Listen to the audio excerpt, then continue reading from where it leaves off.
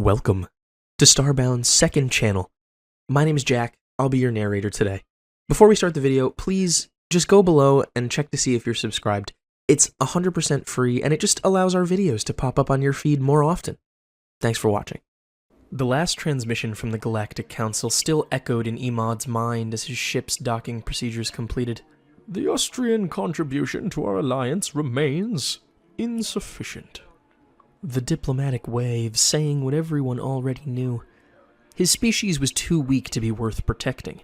One by one, their allies had withdrawn support, citing resource limitations or strategic realignment, all except humanity, who had not only maintained their alliance, but increased their commitment to protecting Austrian space.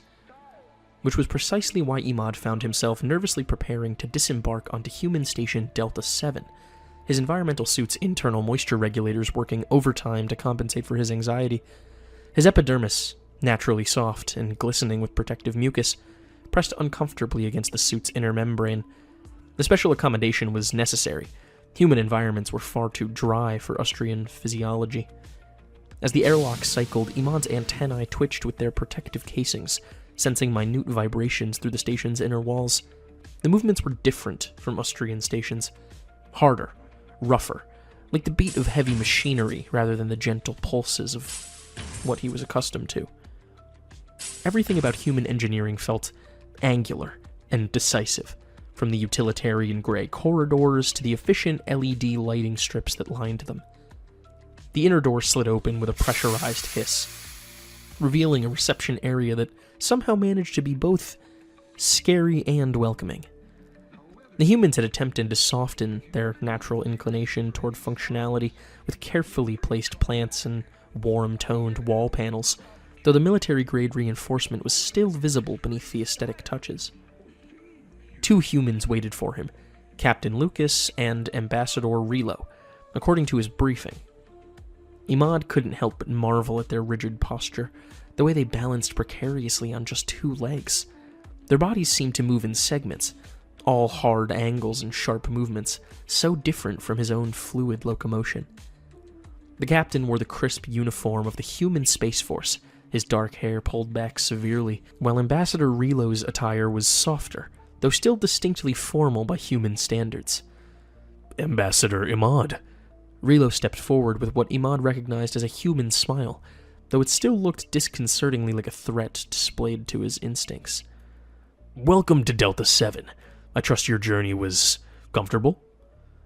His tone was casual, almost friendly, contrasting with the serious circumstances of their meeting. Imad moved forward with dignity, his suit's locomotion assists helping him maintain what humans would consider a professional bearing.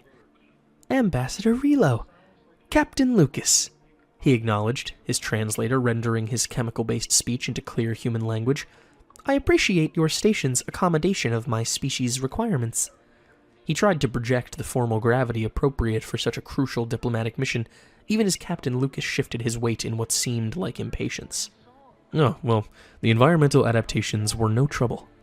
Lucas spoke directly, though his expression remained open.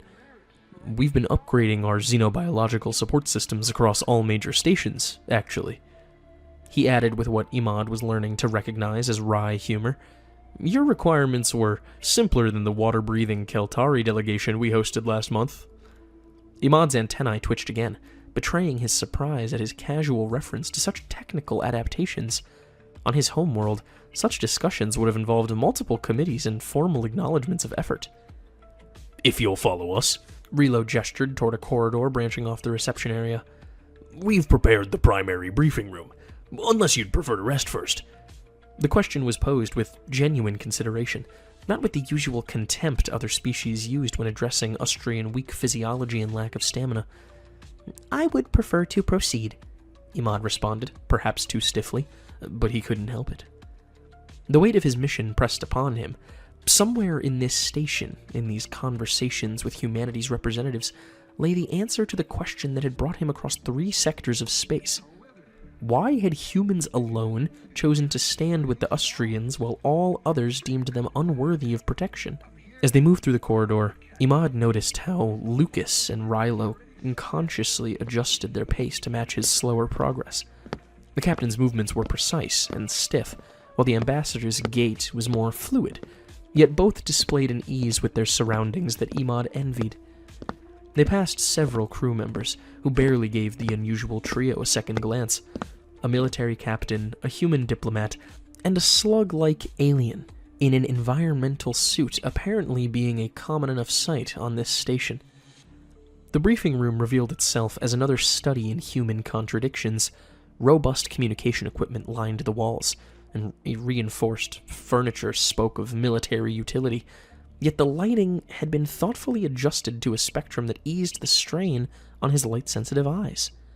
Most surprisingly, among the various xenomorphic accommodations stood a support cradle, perfectly adapted for the Austrian body structure. As Imad settled into the cradle, his antennae detected increasing activity through the station's walls, the subtle vibrations of personnel moving with heavy steps, the distant noise of what he assumed were training exercises. After minutes of small talk and resting, Captain Lucas noticed his sensory appendages twitching and smiled that peculiar human smile. "I hope you won't mind if we combine our security briefing with a tour of some key facilities," he said, already reaching for a data pad. "There's something specific I'd like to show you in our training simulation center." The ambassador's eyes rose slightly at this deviation from protocol, but Imad found himself intrigued. Every movement through this station, every interaction seemed to peel back another layer of the mystery he had come to solve. Perhaps understanding why humanity alone stood with his species meant understanding how they trained for that stand. "I would appreciate that very much, Captain," he replied, his translator rendering his chemical speech into human sounds while his body prepared for another journey through these strange and angular corridors. The path forward was full of activity as they left the briefing room behind. Imad's environmental suit glided smoothly across the deck plates, its locomotion assists adjusting to match the human's pace. "Latest intel suggests Parsog movement in Cathara sector," a voice carried from a passing group of officers, their faces drawn in concentration over shared datapads. "Third time this month they've probed our boundary." Relo caught Imad's reaction, a slight wavering in his forward motion that betrayed his species' instinctive fear response. "The Parsog Alliance has been increasingly aggressive," the ambassador acknowledged, his casual tone belied by the tension in his shoulders.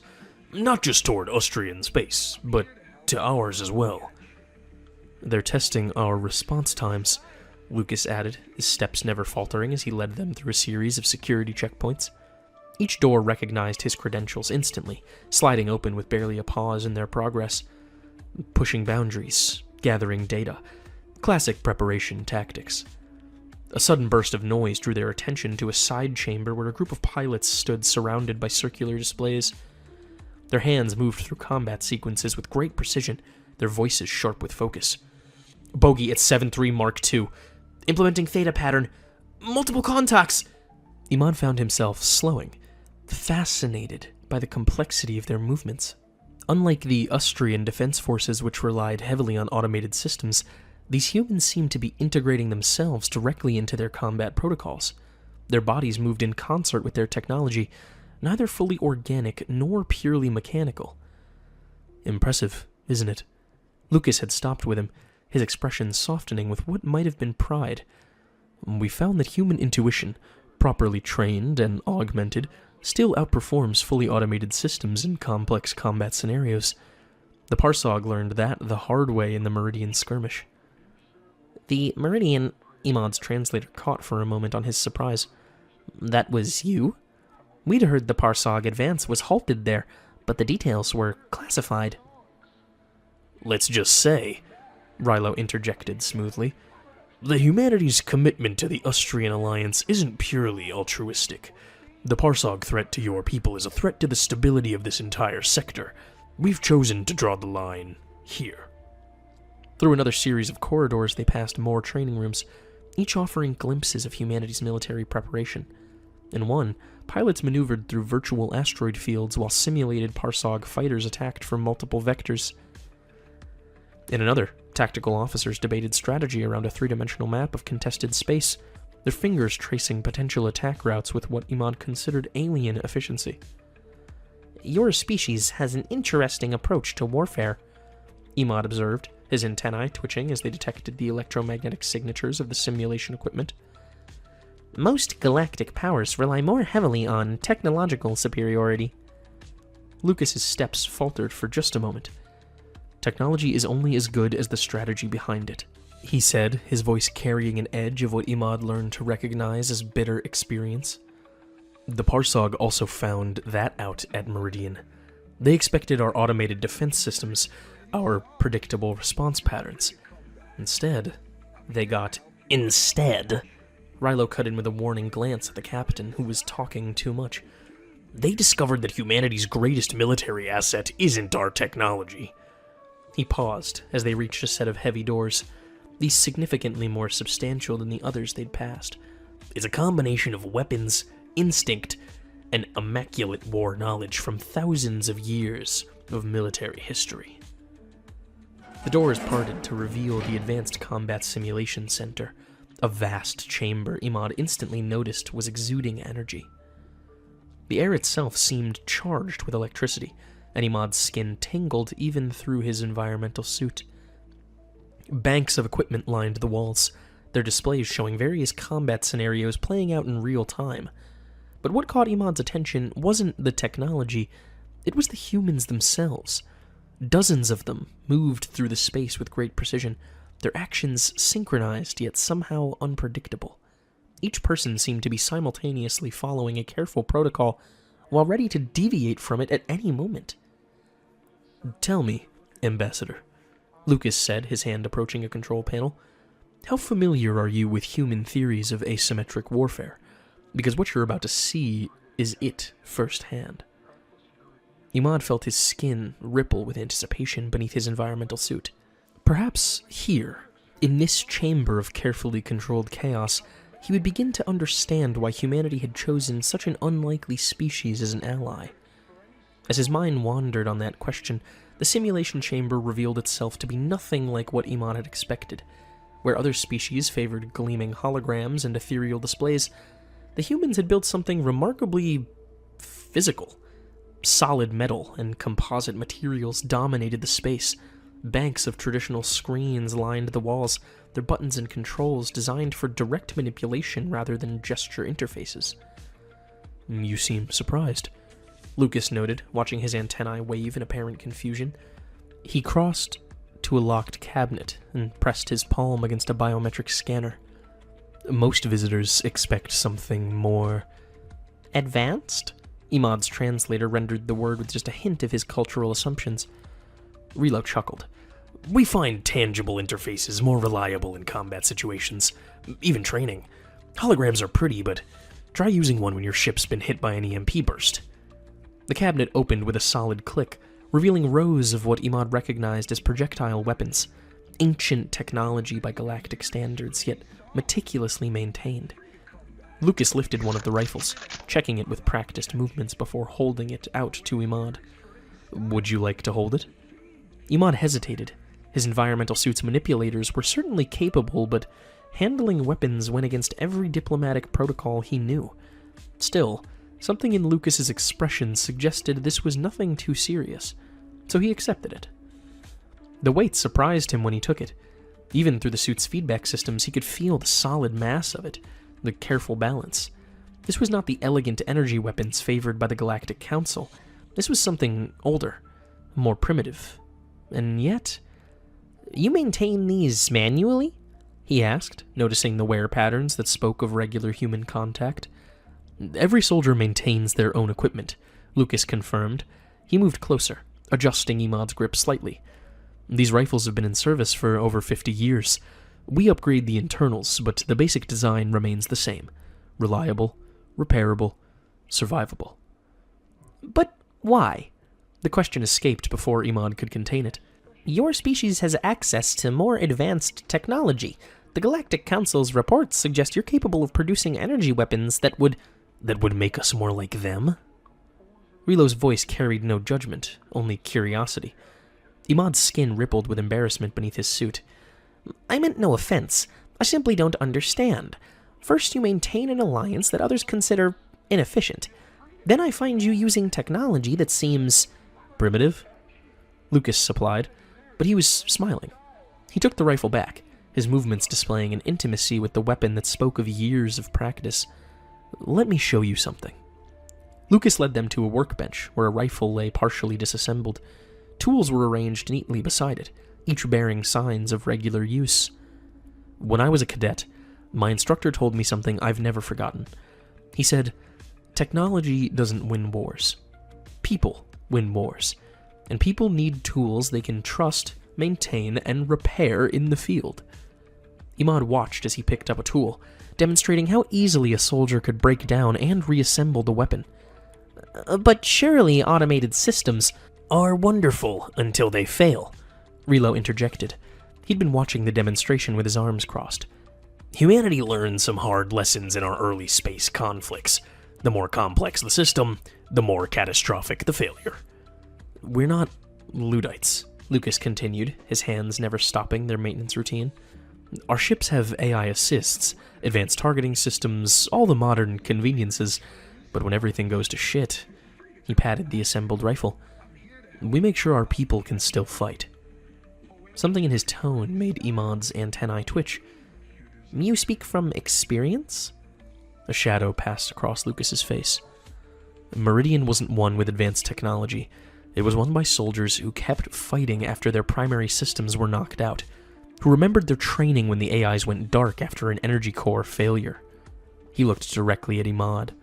They understood that survival sometimes means embracing apparent weakness as strength. The implications hung in the air between them. Imad felt his preconceptions shifting, not shattering, but realigning.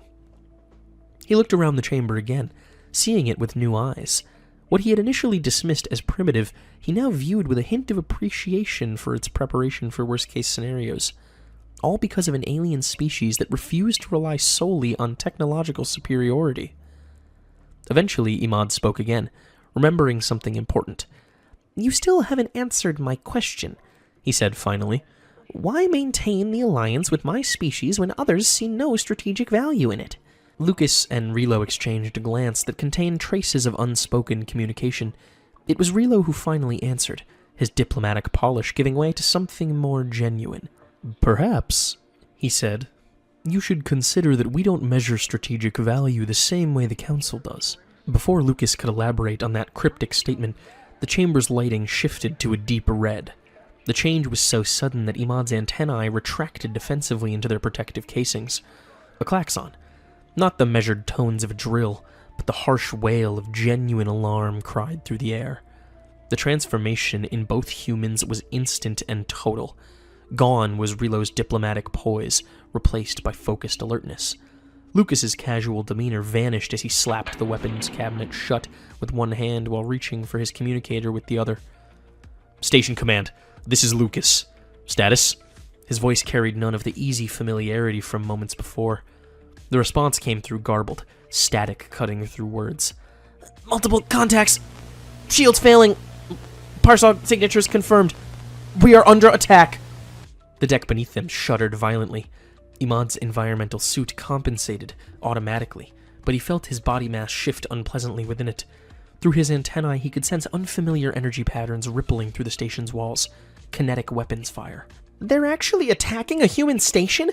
The words escaped him in a burst of chemical signals that his translator struggled to keep up with. "The Parsog wouldn't dare." Another impact cut him off. This time, the lights flickered and several of the training room's screens went dark. Emergency backup systems came to life, their vibrations adding to the cacophony of sensations overwhelming Imad's sensitive antennae. "Command center," Lucas said, already moving toward the exit. "Now."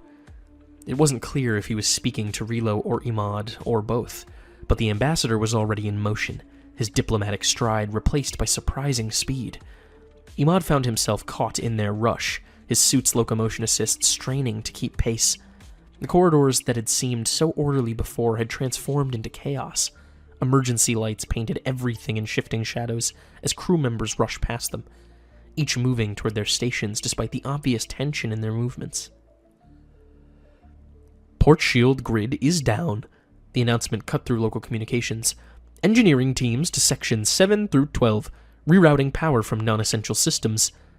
They rounded a corner to find a sealed pressure door blocking their path. Lucas slammed his palm against the emergency override, but nothing happened. "Systems are degrading," he muttered, pulling an access panel open. "Relo, give me a hand with this."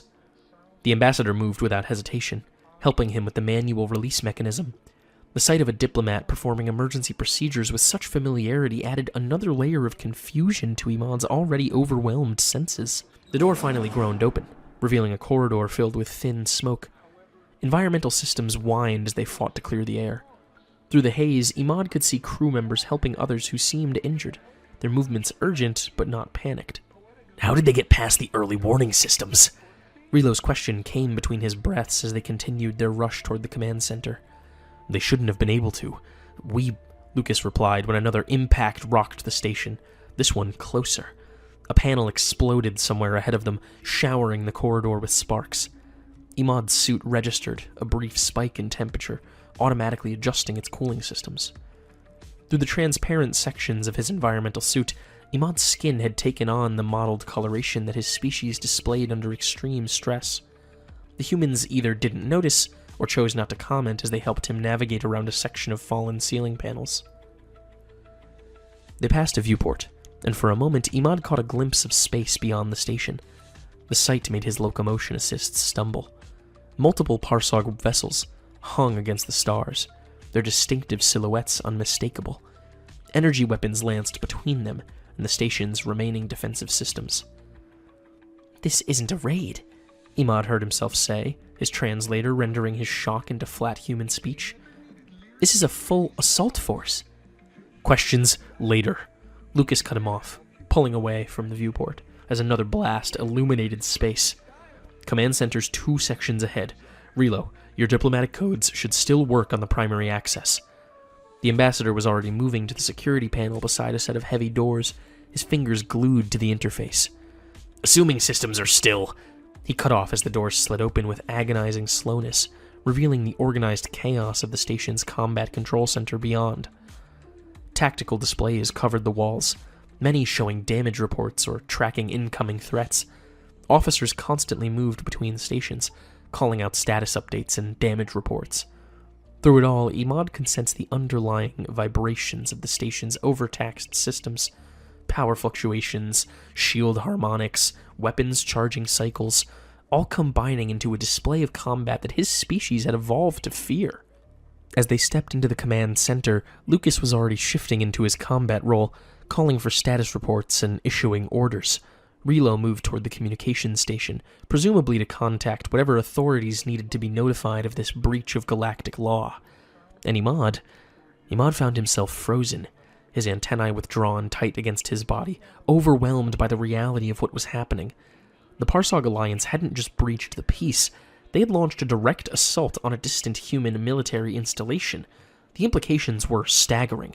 The potential consequences... "Ambassador," Lucas's voice cut through his spiral of thoughts. He had paused in his duties just long enough to address him, his expression grave but controlled. "I suggest you pay very close attention to what happens next. You're about to see exactly why humanity chose to stand with your people." The command center erupted with coordinated but rushed response as Lucas strode to the central tactical station. Imad's environmental suit remained locked in place, his body's chemical signals screaming for retreat while he watched the humans move with impressive precision through their combat protocols. 3 assault squadrons, heavy cruisers leading each formation, Lucas announced as he stared at a glowing red screen. "They're using our own sensor ghosts from the Meridian engagement. That's how they got so close." Clever. There was something almost like admiration in his voice, even as he began issuing rapid-fire orders. "Point defense grid at 60% capacity," a tactical officer reported. "Main power rebooting, but we're getting enough juice from the auxiliary." Imad's antennae trembled as he sensed the massive energy transfers through the station's systems. The Austrian Defense Forces would have already begun evacuation procedures, their automated systems buying time for retreat. But the humans... "They're spreading out," Relo observed from beside him, the ambassador's diplomatic polish giving way to tactical assessment. "Classic encirclement pattern." "No," Lucas countered, his eyes narrowing at the display. "Look at their velocity vectors. This isn't about surrounding us. They're positioning for something else." He straightened suddenly. They think we'll run. And they're setting up to cut off that route. Through his fear-induced paralysis, Imad watched as the humans smiled, a sharp, predatory expression that made his skin ripple with instinctive unease. Helm, full power to maneuvering thrusters. Make it look like we're having trouble maintaining position. Weapons, I want all batteries charged but powered down. Make it look like that first hit did more damage than it did. Playing wounded? Relo asked, moving to a communication station with surprising familiarity for a diplomat. Playing predictable, Lucas corrected.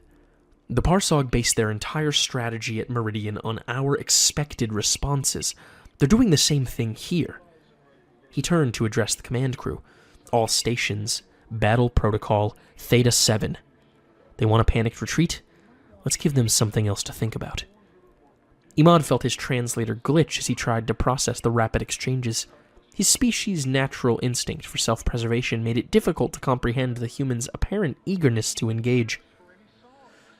Around him, crew members coordinated with an efficiency that spoke of endless drills and absolute trust in their commands.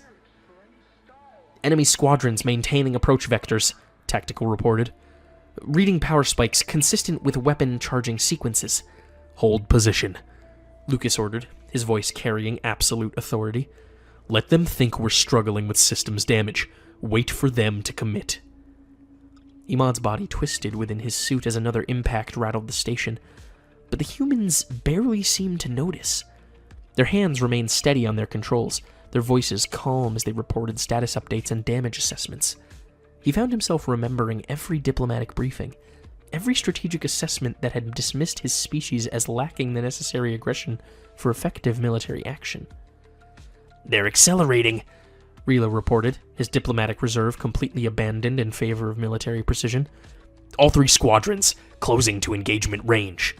Not yet, Lucas murmured, watching the tactical display with predatory focus. Wait for it. Wait. His hand slamming the command interface. Now! All batteries, full power. Helm, emergency thrust port side. Hit their center squadron before they can react. The station's response was immediate and overwhelming. Energy that had been carefully hidden surged through systems that only appeared damaged. Weapons that had seemed offline opened up with devastating accuracy on the unexpected Parsog vessels. Through his antennae, Imad felt the massive power transfers that his species would have considered too risky, too aggressive to attempt. Direct hits on their lead cruiser, Tactical called out with professional satisfaction. Their formation is breaking apart. They expected us to run, Lucas said, his voice carrying a hint of satisfaction as he watched the Parsog squadrons scatter in confusion. Just like they expected the Austrians to run. But humanity learned a long time ago. Sometimes the best defense is to strike back hard. The words hit Imad with physical force. He understood now, with brutal clarity, why the other species had abandoned his people to their fate. It wasn't just about physical capabilities or technological advancement. It was about this capacity for controlled aggression, this ability to transform fear into action. His body remained frozen in its fear response, chemical signals still screaming for retreat, while around him humans coordinated their counterattack with unimaginable precision. The difference between their species had never been more apparent, more devastating in its implications. The Parsog fleet's retreat left an eerie quiet in the station's combat control center. Imad's antennae slowly extended from their protective casings, sensing the changed vibrations throughout the station. The frantic energy transfers of combat had been replaced by the steady noise of damage control systems and emergency protocols. Confirmed hits on 2 of their heavy cruisers, Tactical reported, their voice hoarse from calling out combat updates. The 3rd squadron's covering their withdrawal. They're falling back to the sector boundary. Lucas nodded, but Imad noticed he didn't share the crew's relief. His eyes remained fixed on the damage reports scrolling across his display. Casualties? Medical reporting 17 injured from the initial impact, 3 critical. Relo's diplomatic polish had completely fallen away. Section 7 took heavy damage. Emergency teams are having trouble reaching. Permission to assist? The words left Imad before he could process them, his translator rendering them in clear, urgent tones. Both humans turned to look at him, and he realized he had moved from his frozen position for the first time since the battle began. Lucas studied him for a moment, then nodded sharply. "Relo, take him to medical. They can use all the help they can get." He turned back to his tactical display. "I need to coordinate with command about this breach of treaty space." The journey to medical took them through corridors that bore fresh battle scars. Emergency lighting cast everything in harsh shadows, and the deck plates thrummed with the vibrations of overtaxed systems. But what struck Imad most was the smell. His environmental suit's sensors detected traces of burned materials, smoke from ruptured power conduits, and beneath it all, the unmistakable scent of human blood. They found medical in controlled chaos. The main treatment area had overflowed into adjacent corridors where makeshift triage stations handled the walking wounded. Through the transparent sections of his suit, Imad's skin rippled at the sight of injured humans, their resilient bodies showing their vulnerability at last. A nurse hurried past, arms full of medical supplies. Without thinking, Imad extended his suit's manipulators to catch a roll of bandages that slipped from her grasp. She paused just long enough to nod thanks before rushing on. "Over here!" The call came from a doctor kneeling beside a wounded engineer. "I need pressure on this wound while I prepare the regenerator." Imad moved before Relo could respond. His environmental suit's manipulators were steadier than human hands, designed for precise control rather than strength. He pressed the bandage exactly where indicated, his species' natural sensitivity to pressure allowing him to maintain perfectly consistent force. "Good," the doctor said without looking up. "Keep that steady." She worked quickly, her movements efficient but not rushed. "You're the Austrian ambassador?" "Yes," Imad replied, his translator barely keeping up with the rapid exchange. "I have some xenobiology medical training. All our diplomats do." He didn't add that it was mostly theoretical, in his case. "Excellent. We need all the steady hands we can get." She finished with the regenerator and moved to check the bandage. "Perfect pressure control. Can you help with other compression wounds?" For the next hour, Imad moved from patient to patient. His suit's manipulators proved ideal for maintaining precise pressure, freeing human hands for more complex procedures. He found himself working in seamless coordination with the medical team, his fear response completely forgotten in the focus of helping others, something that went against his instinct, like all the fighting. "You're good at this," Relo observed during a brief lull. The ambassador had been helping too, his diplomatic skills turned to comforting the injured and coordinating supplies. Imad's skin shifted colors, in what was his species' equivalent of embarrassment. "The pressure sensitivity. It's just how we're made. Nothing special." "Exactly," Relo said with what seemed like particular emphasis. "It's how you're made. Just like our ability to fight is how we're made." He gestured around the medical bay. "Look at this. We won the battle, yes, but we're not invincible. We need more than just warriors." The implications of those words hit Imad with surprising force. He watched the medical team work, humans using their strength and decisiveness to save lives rather than take them. He remembered how his own supposedly weak traits had proven unexpectedly valuable in the post-battle. "Your species chose to stand with us," he said slowly, his chemical signals forming the words with new understanding. "Not because you failed to see our weaknesses, but because we recognized your strengths," Relo finished. "Different species, different capabilities. The Parsog and their allies see that as a reason for division. We see it as an opportunity for cooperation." He paused as Lucas entered the medical bay, his command duties temporarily satisfied. He surveyed the scene, noting Imad's position among the medical team with apparent approval. "Status?" "All critical cases stabilized," the doctor reported. "Thanks in part to our ambassador here. Those manipulators are better than any surgical assistant for maintaining steady pressure." Lucas nodded, unsurprised. "Good work, Ambassador." He looked around the medical bay, at humans and a single Austrian working together to heal the battle's wounds. "Still wondering why we maintained the alliance?" Imad's antennae waved in a negative gesture. For the first time since arriving on the station, he felt he truly understood. Not just why humanity had stood with his species, but why that choice made them stronger, even if just by a little. Hours later, as the station's system slowly returned to a somewhat normal operation, Imad found himself back in the briefing room where his journey had began. The space felt different, not just a room designed with careful consideration for alien physiology, but a symbol of something deeper. The Galactic Council sees strength only in terms of military power, Relo said, his diplomatic polish returned but now underlaid with proven substance. They abandoned your species because they saw you as just a burden. But humanity did not, Imad replied, his translator rendering the words with newfound confidence. Through his environmental suit, his skin displayed patterns of understanding rather than fear.